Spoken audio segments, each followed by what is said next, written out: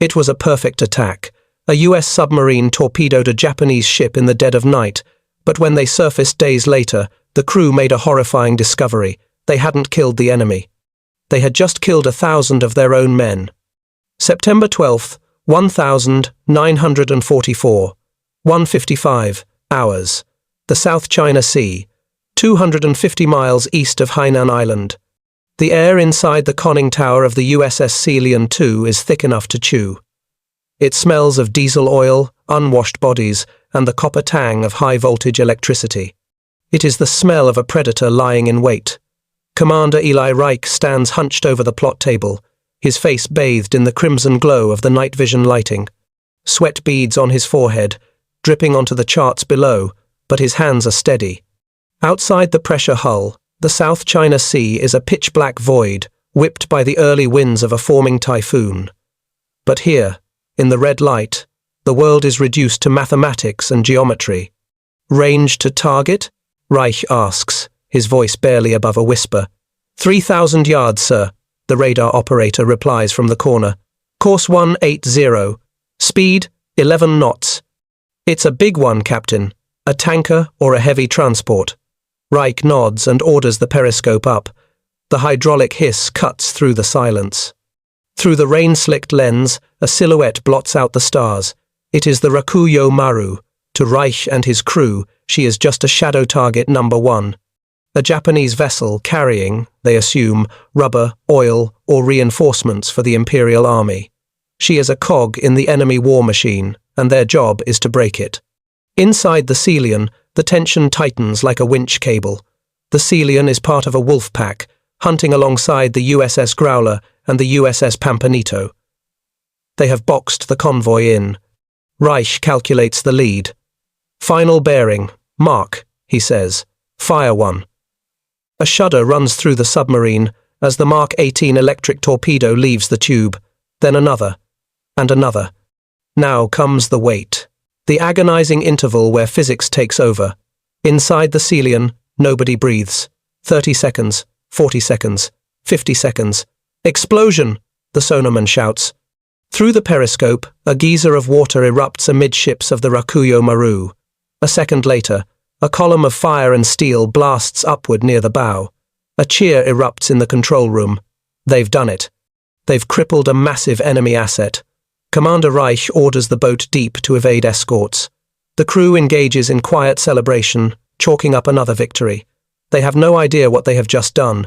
They cannot hear the screams that are just now beginning to rise from the holds of the burning ship above them. They do not know that the cargo they just destroyed wasn't oil, or rubber, or Japanese infantry. They do not know that 1,317 Allied prisoners of war were packed into the bowels of that ship. 50 feet above, the ocean is silent. But down in the bowels of the Rakuyo Maru, the world is a suffocating box of heat, stench, and misery. 700 men are crammed into a space meant for cargo. Then, the world ends. The first torpedo strikes directly adjacent to the forward hold. The impact throws men across the compartment like rag dolls. Steel plates buckle and scream. A split second later, the sound catches Upa, deafening, concussive crack. Absolute darkness swallows the hold. Before anyone can process the panic, the second torpedo slams into the engine room. The ship shudders violently, listing hard to starboard. And then comes the sound every prisoner fears, the roar of rushing water. It pours in through the ruptured hull, a torrent of freezing seawater mixing with heavy fuel oil. In the pitch black, men scramble for the single wooden ladder. It is a desperate, clawing fight for survival. An Australian sergeant hauls himself up, bursting through the hatch onto the main deck. The transition is blinding. Fires are burning near the bridge. But it is what he sees at the lifeboats that freezes his blood. The Japanese crew and guards are not organizing an evacuation. They are saving themselves, pushing away any prisoner who gets too close with the butts of their rifles. The ship gives a metallic death rattle. The stern begins to rise. There is no time left. The sergeant leaps into the void, hitting the black, oily water. He surfaces into a layer of thick, choking fuel. As he treads water, surrounded by fire and drowning men, the Rakuyo Maru slides into the deep, taking the screams of the trapped down with her. Dawn brings no relief. It only brings illumination to the horror. For miles in every direction, the sea is an undulating blanket of thick, black crude oil. It coats everything. More than 1,000 survivors are drifting in this toxic sludge. They are unrecognizable as human beings slick. Black statues with eyes shining white from masks of grease. The sun rises, transforming the oil into a scorching lens. Thirst, immediate and agonizing, sets in. Then, a Japanese escort frigate returns. A wave of electric hope surges through the survivors. Even though it is the enemy, it is a ship. But as the prisoners swim toward the ropes, the Japanese officers on deck open fire. They are only picking up their own. The frigate hauls up the Japanese survivors and then turns its stern to the POWs, churning the water and leaving them to die. The ship shrinks toward the horizon, taking the last shred of hope with it. They are alone in the middle of the ocean. The US Navy sank their ship, and the Japanese Navy has left them to rot. 3 days pass. On September 15th, Commander Paul Summers stands on the bridge of the USS Pampanito. He is scanning for enemy shipping. Contact bearing 090. The lookout shouts, "Object in the water." Summers swings his binoculars. It looks like debris, a makeshift raft with figures on it. As the submarine draws closer, Summers sees about 15 men, naked and coated in black oil. They look like frantic gargoyles. Summers assumes they are Japanese survivors. But as the sub drifts within 40 yards, the wind shifts, carrying a voice clearly across the water. "Pick us up! We're Yanks! For God's sake, pick us up!"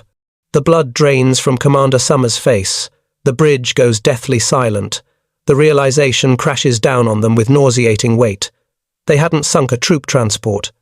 They had torpedoed a prison ship. "My God," Summers whispers. The exhilaration of the hunt turns to ash. "All, stop. Get the rescue lines. Get them aboard." The mission changes instantly. The Pampanito is a killing machine, not a hospital ship, but the crew scrambles to pull the men from the water. It is a scene from Dante's Inferno. The survivors are emaciated skeletons, their skins slick with oil that makes them impossible to grip. Sailors dive into the shark-infested water to drag them to the nets. The Pampanito literally sinks lower in the water under the added weight of the rescued men. Summers breaks radio silence, alerting the wolfpack. "We have survivors in the water. Friendly. Repeat, friendly." Miles away, on the USS Sealion II, very submarine that fired the torpedoes, Commander Reich hears the transmission. The color drains from his face. He orders his boat to turn around immediately. They work until the sun begins to set. The Pampanito pulls 73 men from the water. The Sealion arrives and saves another 54. But the horizon is still dotted with black specks, and Japanese aircraft are closing in. Summers faces the hardest decision of his life. He cannot take any more without sinking his own boat. As the klaxon sounds for the dive, the sailors cast one last, agonized look at the water. The men left behind stop waving. They watch in silence as their only hope slips beneath the waves to escape the enemy, leaving the ocean empty once more. The journey home is a silent one. The submarines become floating catacombs. The air is thick with the smell of oil and gangrene. The crew listens as the survivors purge their nightmares, telling stories of the Burma Railway and the hell of the hold. The guilt is a silent passenger on the boat. The American sailors realize that the torpedoes that ripped the ship apart came from their own tubes. 4 days later, the submarines arrive at Saipan. The hatches are thrown open. On the pier, a crowd watches in stunned silence as the survivors are carried off. They are caricatures of human beings, weighing less than 80 pounds. Commander Reich watches from his bridge. He has sunk 10,000 tons of enemy shipping on this patrol. But as he watches the ambulances drive away, he knows the only statistic that matters is the 159 men they saved, and he thinks of the 1,000 men they couldn't save. The sinking of the Rakuyo Maru was not an isolated incident. It was part of the tragedy of the hell ships. Across the Pacific, thousands of Allied prisonersmen who had survived the Bataan Death March and the starvation of Changi met their end, not at the hands of their captors, but by the weapons of their liberators. Submarines like the Sealion and Shark, and aircraft bombing the Rakuyo Maru, unknowingly killed the very men they were fighting to free. For the submarine crews, it was a haunting psychological scar. But for the survivors, there was no anger, only gratitude. Years later, at reunions, the survivors embraced the submariners not as killers, but as brothers who had reached into hell and pulled them back. Today, the South China Sea is quiet. The rusted hulls of the hell ships lie in the crushing dark of the deep, iron tombs for over 20,000 Allied prisoners of war. Their story serves as a grim reminder that in total war, the line between victory and tragedy is often as thin as a periscope crosshair, and that sometimes the fog of war is thick enough to hide even your own brothers.